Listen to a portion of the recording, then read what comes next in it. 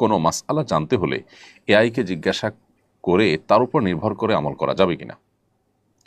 গুরুত্বপূর্ণ এবং সময়োপযোগী একটি প্রশ্ন। আর্টিফিশিয়াল ইন্টেলিজেন্স বা এআই এর ব্যবহার দিন দিন বাড়ছে।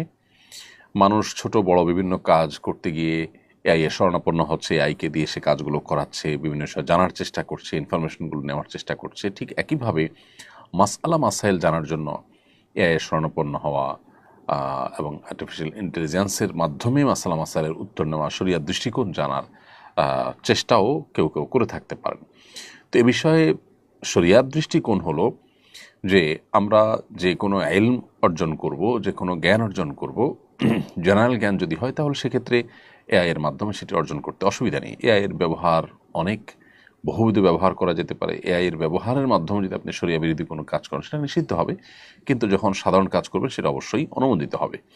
অতএব এআই এর মাধ্যমে সাধারণ তথ্য উপাত্ত সংগ্রহ করা বা কোনো ইনফরমেশন নেওয়া বা বিশেষ কোনো শরীয়ী দৃষ্টিকোণ থেকে বৈধ কোনো কাজ করা, এটা তো জায়েজ আছে, কোনো অসুবিধা নেই। তবে শরীয়তের কোনো মাসআলা মাসাইল, কোনো বিষয়ে হালাল হারাম, আল্লাহর আদেশ নিষেধ এটা জানার জন্য এআই এর শরণাপন্ন হওয়া বা এটার উপর নির্ভর করা জায়েজ হবে না।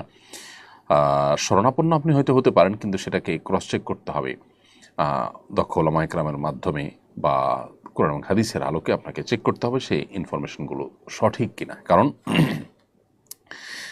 জাগতিক বা পার্থিব কোনো ইনফরমেশন সঠিক বা ভুল হলে আমরা যতটা ক্ষতিগ্রস্ত হব, শরিয়ার কোনো বিধিবিধান আমল করতে গিয়ে, পালন করতে গিয়ে, জানতে বা মানতে গিয়ে যদি আমাদের ভুল হয় তাহলে তার ক্ষতির পরিমাণ, মাত্রাটা অনেক বেশি হবে।